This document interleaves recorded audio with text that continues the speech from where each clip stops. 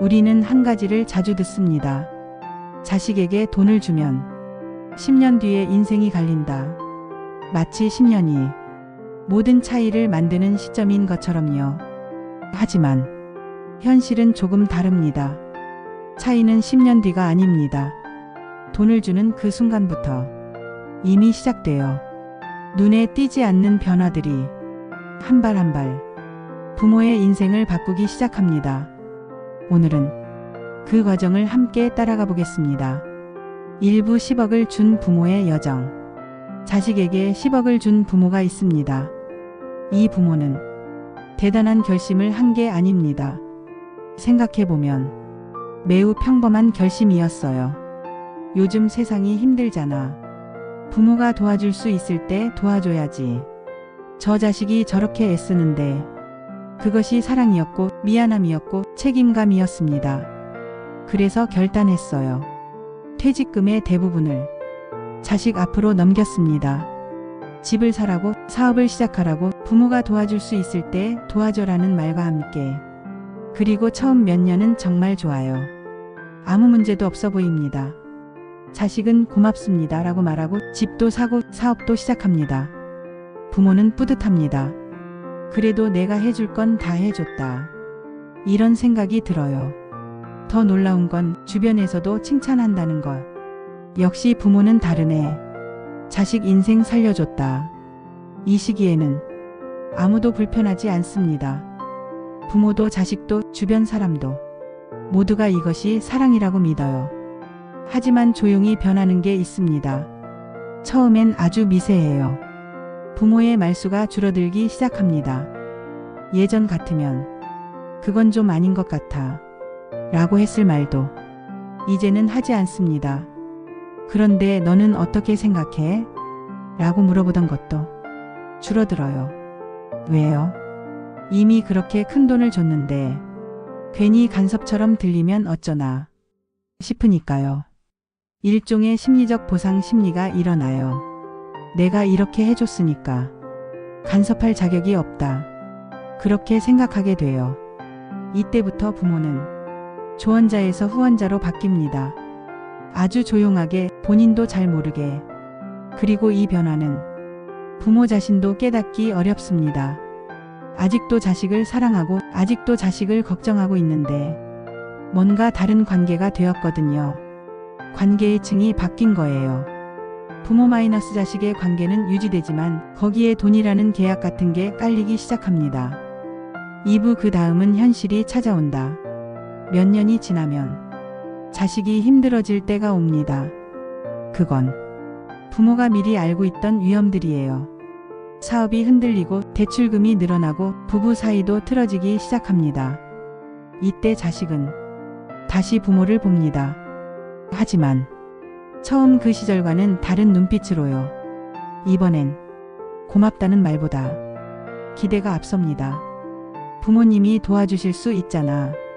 그때도 해주셨잖아. 이 말 한마디에 부모의 세계가 바뀝니다. 부모는 거절하기 어렵습니다. 첫 번째를 준 부모는 두 번째를 거절하는 것이 훨씬 어렵거든요. 내가 한 번 줬는데 지금 거절하면 그 아이한테 상처가 되겠지? 이런 생각이 들어요. 그래서 다시 줍니다. 조금씩 조금씩 다시. 그리고 이때부터 부모의 노후가 조용히 흔들려요. 통장의 잔고가 줄어드는 것도 문제지만 더 큰 문제는 선택권이 줄어드는 것입니다. 이사를 가고 싶어도 여행을 가고 싶어도 병원을 바꾸고 싶어도 항상 먼저 떠오르는 생각이 있어요. 혹시 또 무슨 일이 생기면 지금 쓰면 나중에 안 되지 않을까?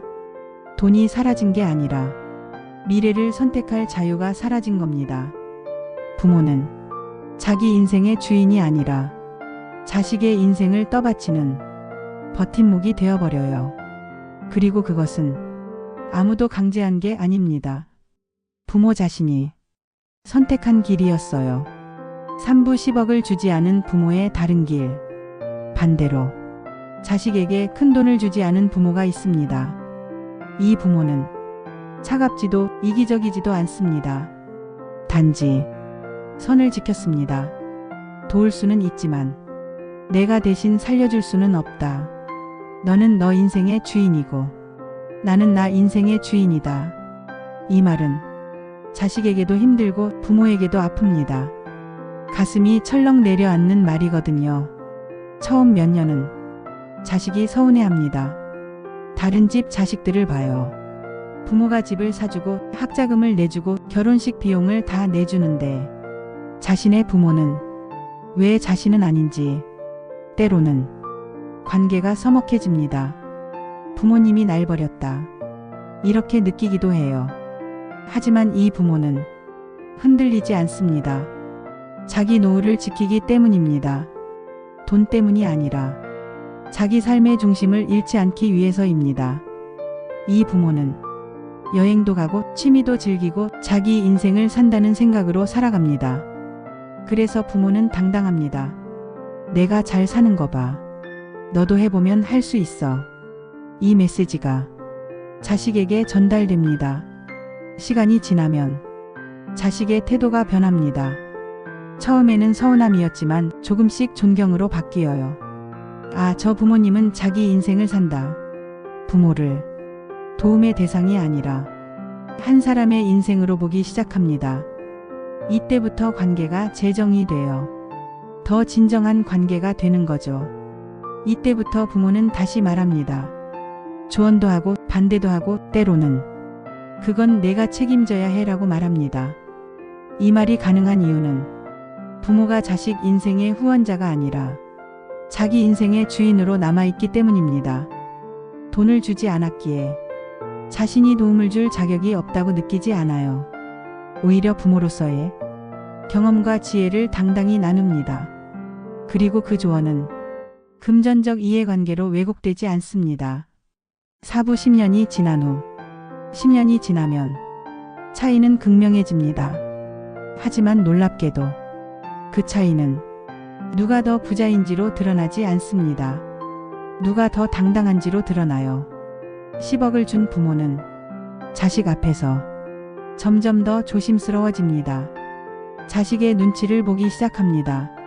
자식이 성공하면 내 돈 덕분이겠지라고 생각하고 자식이 실패하면 내가 제대로 도와주지 못해서 그렇지라고 생각해요. 관계가 복잡해져요. 반대로 10억을 주지 않은 부모는 자식 앞에서도 자기 삶을 이야기합니다.